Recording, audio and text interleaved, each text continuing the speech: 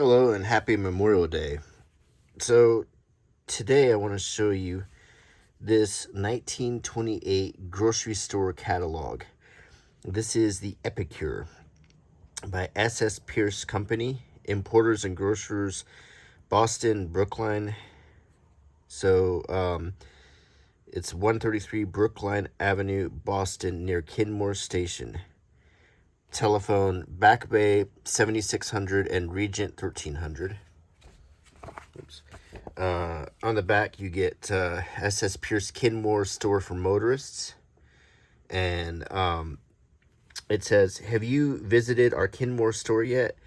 If not, a pleasant surprise awaits you.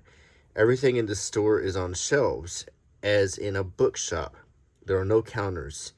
In one nook are hors d'oeuvres from the far corners of the world, in another, preserves and jellies. Here are biscuits from a dozen countries. There are candies of every description. Still elsewhere, rare French perfumes. You wander from one shelf to another, examining at your leisure the products you are interested in, perhaps sausages from England, cheeses from the continent, beverages from France, and delicacies, candies, cigars, cigarettes, toilet articles too, gathered from all parts of the world. Our Kenmore store is cheerful, quiet, comfortable, and is conveniently situated for motorists. Come to this store in your car and park at the door." So what does that make you think about? So consider this. Before stores like this, if you went to a dry goods store or a general store, you actually had to tell the proprietor what you wanted, and they would assemble your order for you. And here is a store that you can walk around, pull up your car to, walk around and shop. So it's like a supermarket or a convenience store. So that's what we're seeing here, the very first of its kind. So this is kind of historical in a way because we're seeing the beginnings of the supermarket.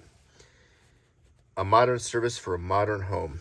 Our telephone and delivery service covers all points named on this map. And as you can see, this is Massachusetts. There's Braintree, Dover, Boston, Cambridge, so forth. So the woman of today, with her many varied and delightful interests, finds little time to waste. She is busy with the care of her children, with the management of her home, with her many interesting activities. Her time is valuable and she invests it accordingly. This modern woman has taken advantage of the conveniences made possible by science, industry, and the newer business practices. She's learned to conserve her time and strength for the things that count most. Like the busy professional or businessman, she has lightened many irksome duties. She knows that shopping around for everyday groceries requires time, steps, and bother. She has sought a newer and better way. Today, many a modern housewife uses a modern method for obtaining her groceries, a simple, convenient, efficient method. She makes up her list of requirements. The SSPO salesman phones in the morning, or if she prefers, she herself phones the SS Pierce Company. The articles are delivered direct to her kitchen. She obtains fresh, appetizing groceries, chooses from an unsurpassed variety, is assured of moderate prices. The hustle and bustle, the effort and waste are eliminated. Make your own test. Make up a list of articles you need. Use this price list as a guide. Telephone Back Bay 7600 or Regent 1300. A courteous salesperson will take your order.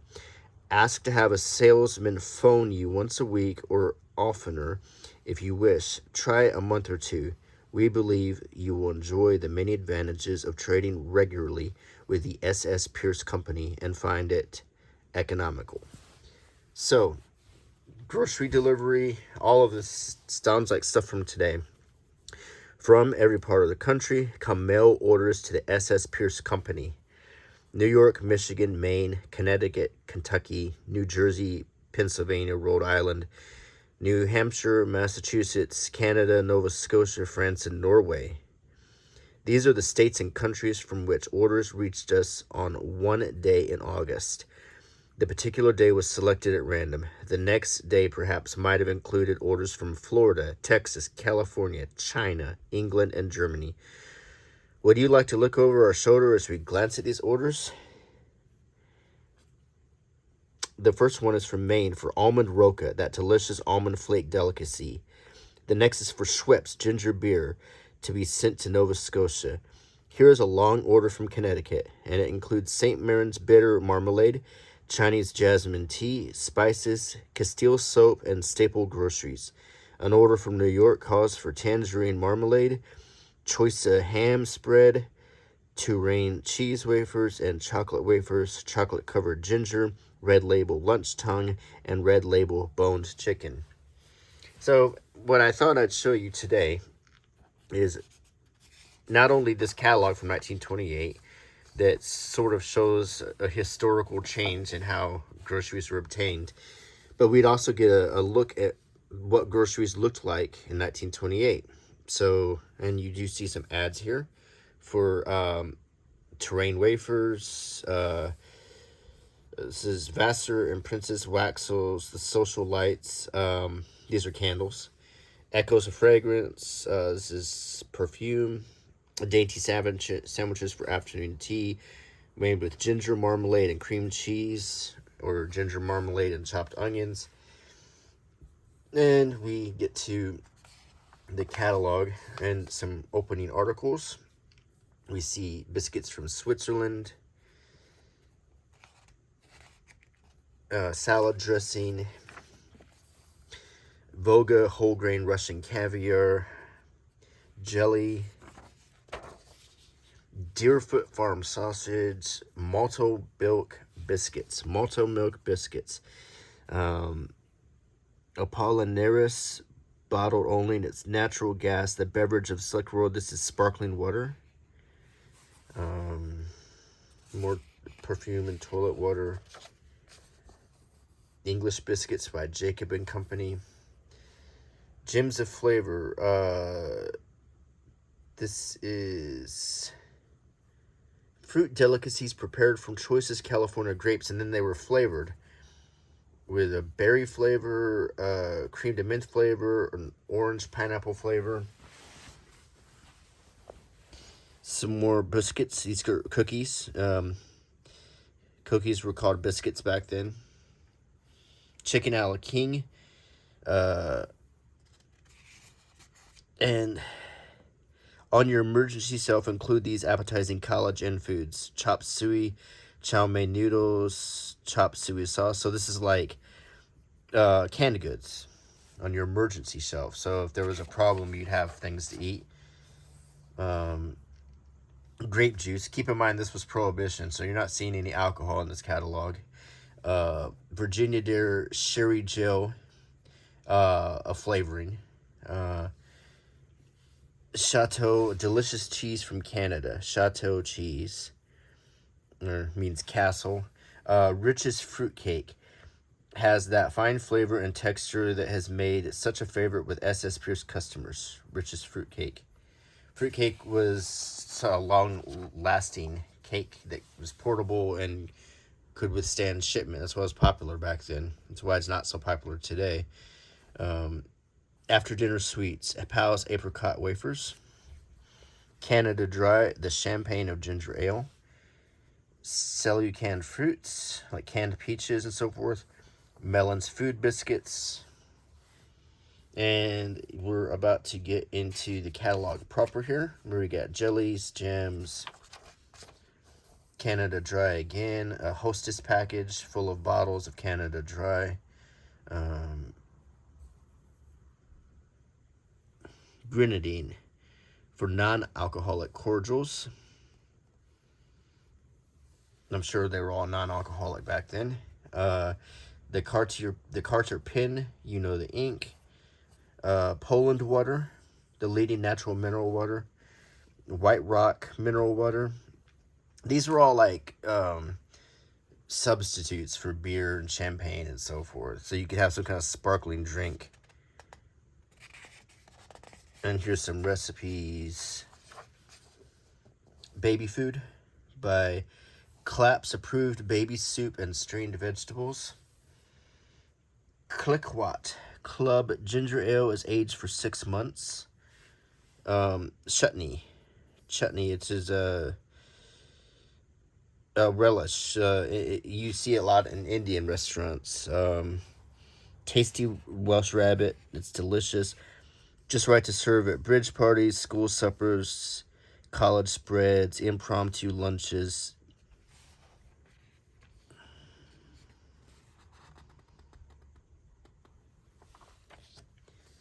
Eat your way to health with cereal meal. It's basically a can of cereal.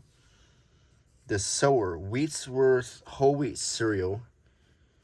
The sower of health and grower of sinew is the one who gets nourishment the natural way through the whole wheat and Wheatsworth 100% whole wheat cereal. A breakfast to be completed by muffins or waffles from Wheatsworth self-rising flour or followed by Wheatsworth whole wheat crackers with milk for lunch. And there's, of course, Schweppes, the pure of imported mineral waters. Perrier also has not changed their label one iota here, as you can see.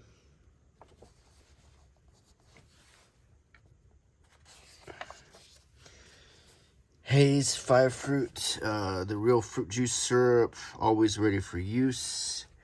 Real, genuine, and original CNC pale dried ginger ale. And what you're seeing is a lot of mixers, as we would call them nowadays. And here's another thing a lot of people don't know about Prohibition. It wasn't illegal to own alcohol. So if you'd stockpiled yourself a whole lot of alcohol, as long as you didn't sell it, manufacture it, or transport it, you were not breaking the law. You could drink it and you could mix it with one of these things. I mean, by 1928, there wasn't a lot of alcohol sitting around that was obtained illegally, though. Comet brown rice flakes and brown rice flakes in cooked dishes. Italian vermouth. Oh, here's one you might recognize. La Choy, Chinese food products. A complete line of genuine imported ingredients for making chop suey, chow mein, and other Chinese dishes at home. The recipes on the labels or in the La Choy free book of Chinese recipes enable anyone to easily, quickly, and inexpensively serve a favorite meal. And La Choy is still to be found on the grocery store shelves. A lot of Gen Xers like me grew up eating La Choy for dinner, and I had never even had real Chinese food until I was a teenager and ate it in a restaurant, and I didn't even recognize the taste because I had grown up eating La Choy. Um, let's see, kitchen bouquet for gravies, Pickwick ale and stout, the tang of good ale, Kalic water, and this was not alcoholic. If they may have had near beers in some places but they still prohibition was very much in effect at this point. And now we get to the catalog proper. And we have locations here, and now in alphabetical order are the grocery items you can get. Denatured alcohol, ale, which was probably, if it had any alcohol, it was just a near beer content. Almonds, almond paste, anchovy sauce, antipasto, apple juice, apple sauce, baking powder, baking soda, bathing preparations, canned blackberries. So what you're seeing here is a list of groceries available in 1928. Cake icing, calf's foot jelly, cane and maple syrup, spiced cantaloupe, cat food, ketchups, canned cauliflower, celery sauce, cereals, chili con carne, chop suey, chow chow, chowder, chutney, cigars, cigarettes, coffee essence, confectionery, cooking oil, corned beef, cracker meal, cream de menthe, Crisco, cuttlefish, curry powder, diabetic flour, diabetic bran, diabetic fruits, diabetic gelatin, diabetic vegetables, egg tonic, electric light bulbs. I mean, I'm not reading everything. I'm just kind of skimming through and looking at some of the interesting things you could get, whether they were things you might not know existed then or things that definitely don't exist today. Crystallized fruits. Like for my mom used to cook with crystallized ginger when she was baking. Gherkins, which are pickles. Lots and lots of ginger. Crystallized ginger, ground ginger, marmalade ginger, grenadine, guava jelly, hair preparations, hearts of palm, hors d'oeuvres, horseradish, Jack Horner pies. So this is a broad listing. It goes all the way to Z. And then now we have it broken out. So we have confectionaries, chocolates, butterscotch centers, chocolate covered, cream centers, fruit centers, fudge, jelly. So chocolates are very, they had Whitman samplers back then. Chocolates haven't changed very much. And what you'd find in a box of Whitman samplers in the 20s is very much what you'd find today. Even the box looked about the same. Mints, hard candies, nut meats. Then we get to table decorations, bathing preparations, bath powder, bath salts, bath tablets,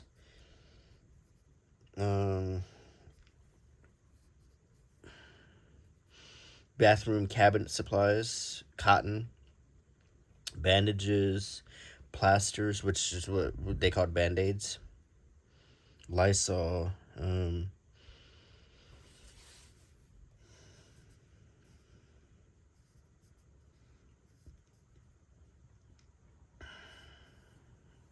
brushes, chamois, vulcanized combs, compact powder and rouge, creams, Colgate, cold cream. I mean, but you'll see toothpaste here, but you'll probably find toothpaste or tooth powder coming up. Yeah, toothpaste.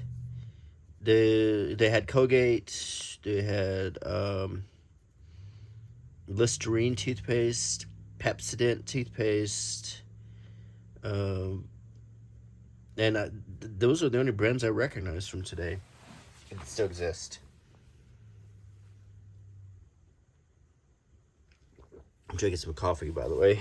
Tooth powder, which was used in substitution. It was sort of outdated at this point. Dental soap, dental floss, mouthwashes and other dentifrices.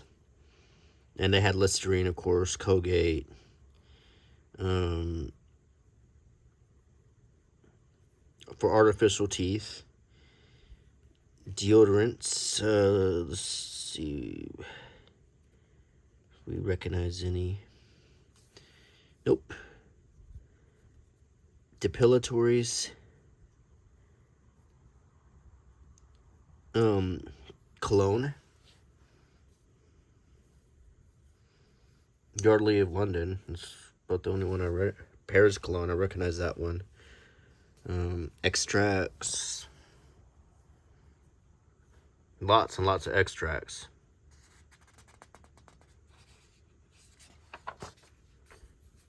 Lots of extracts. Okay, eyebrow pencils, paste perfumes, hair preparations, hair nets, hair tonics, shampoos, Blondex shampoo, Colgate shampoo, L'Oreal shampoo, Palmolive, Yardley of London, lipsticks,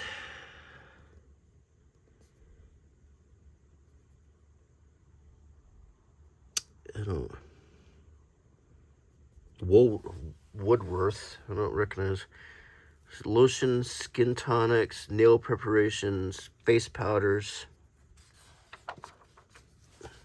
liquid powder, powder puffs, bath dusting powder, talcum and baby powder, razor blades, Gillette, Schick. Those haven't changed very much. Paste rouge, rubber goods, face bottles, hot water bottles, combination syringes, ice cups, infant syringe, invalid cushion.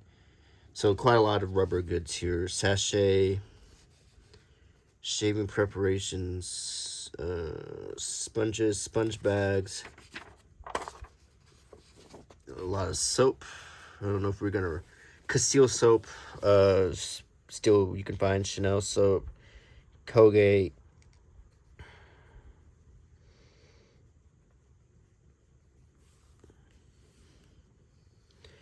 Gibbs, Fritches, Gillespie. A lot of these companies just don't exist anymore. Johnson and Johnson. Lux, of course, was big. Palmolive.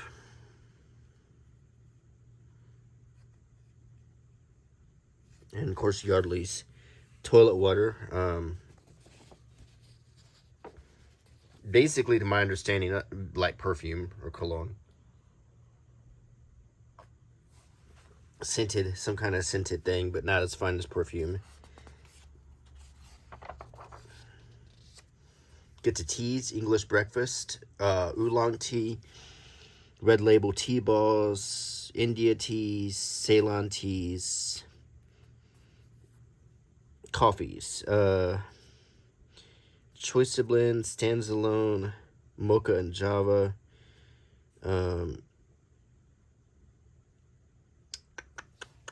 baking powders, let's see, bread.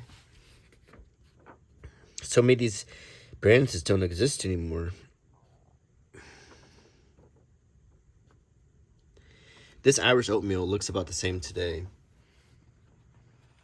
You can see cans of this in World Market and so forth.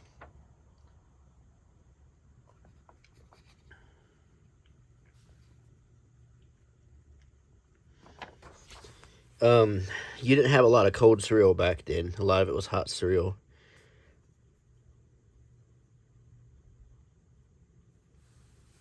Imported cheeses, cheddar, chateau, camembert, parmesan, Roquefort, Stilton, Swiss, Chinese foods. You had College Inn, you had LaCroix, LaCroix brown sauce, soy sauce, combination carton, water chestnuts, sprouts, bamboo shoots, hot cocoa, Baker's chocolate still exists. Huntley and Palmer's crackers, cassava. We get to cakes, Ritz crackers. We had those. Keebler's crackers.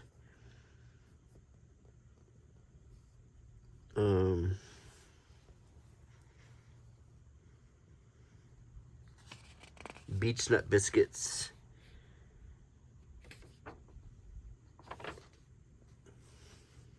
Dog food.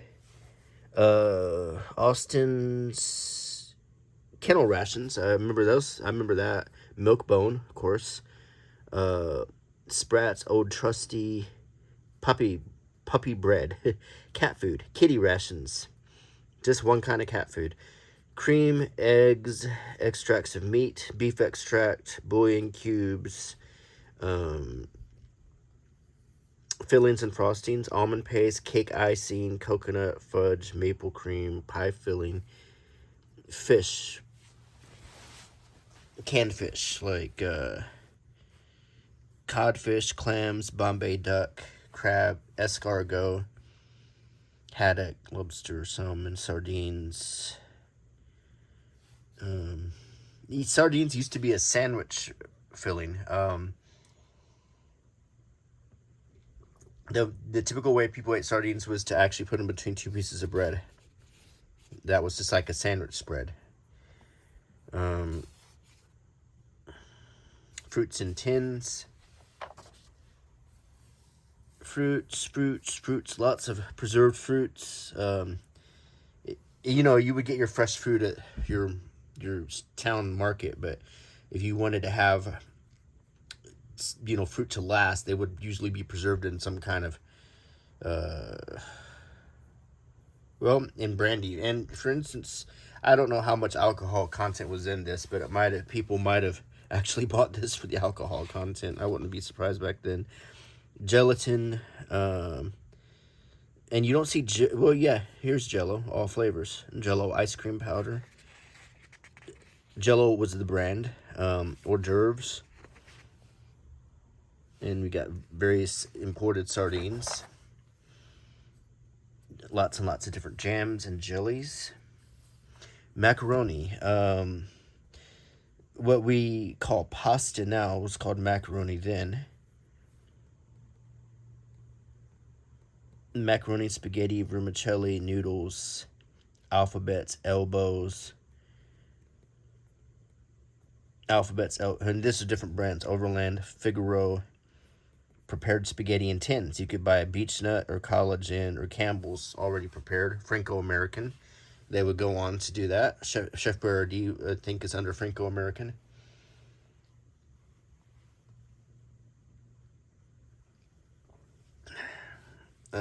College Inn was a popular brand of processed foods back then. I don't know. It might have existed when I was a kid.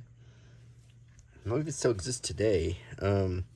College Inn chicken, Bones chicken, bacon, chili con carne, dried beef, sausage, ham. You get your wrapped salted meat that you could slice and cook.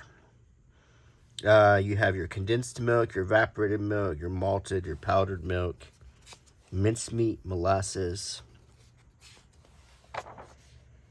olive oil, creme de la creme,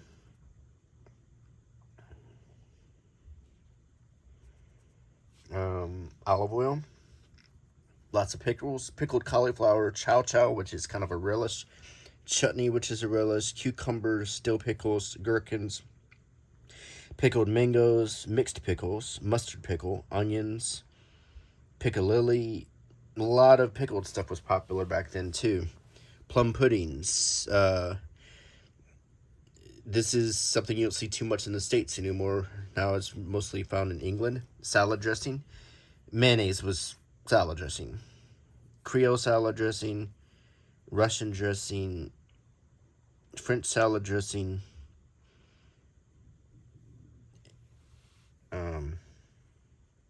I think that Miracle Whip is a salad dressing, or maybe it's Hellman's. One of those is still called a salad dressing.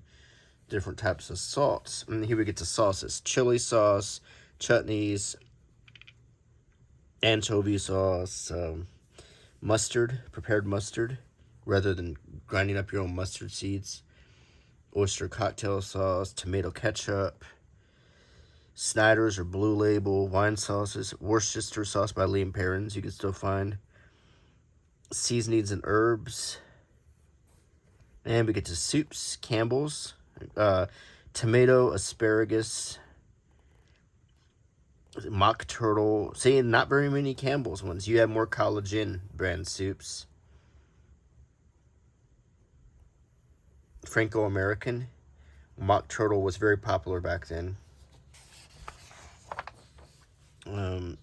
Red Label spices, sugars, brown sugar, confection sugar, maple sugar. Now it's this popular souvenir from Canada. Maple syrup, cane and maple syrup, corn syrup, malt syrup. Imported vegetables: artichokes, beans, carrots, cauliflower, seeps, heart of palm, mixed vegetables. Dandelion greens. Seriously? You can eat that?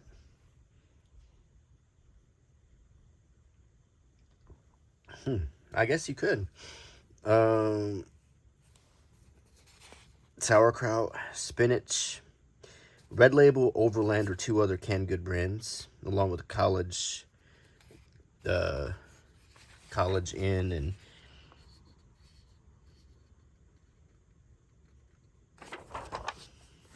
adhesives.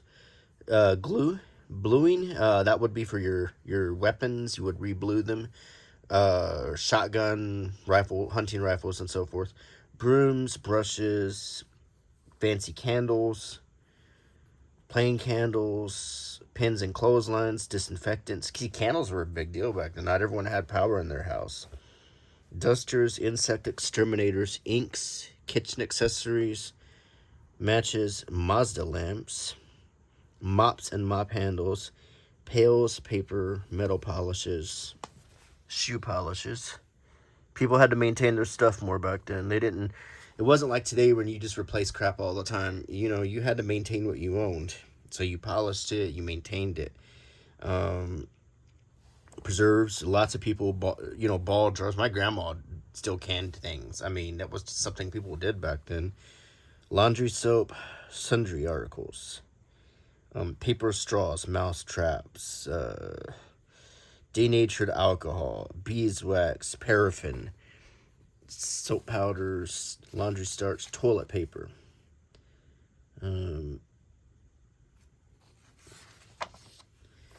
Ales, beers, and malts. Bevo, Budweiser, Burkhardt Special, London Pale Ale. Now these, if they had any alcohol in them, they were near beers. And I'm not exactly sure, someone might know the answer to this, what the rules on near beer were during Prohibition. But there might have been an allowable amount of alcohol you could have in them, but I don't think it was enough to even make any. They weren't, clearly they don't seem to be very popular. Fruit juices and syrups, grape juice,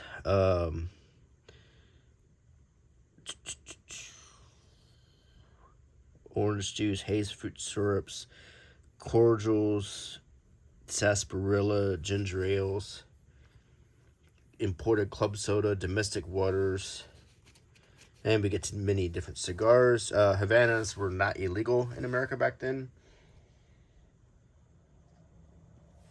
In fact, as you can see, they were the very first ones. Havana was the choicest cigar. Lots and lots of Havana cigars. Cigarettes, Turkish, Benson and Hedges, Philip Morris, Pall Mall, Marlboro. So, and that was the last page. So this was a grocery catalog from 1928. This shows you what kind of groceries you could find in the store, whether it was candy, chocolates, crackers, cookies, cocoa, flour, different canned goods, and you heard the different names: Red Label, Overland, College Inn, Campbell's, LaTroy,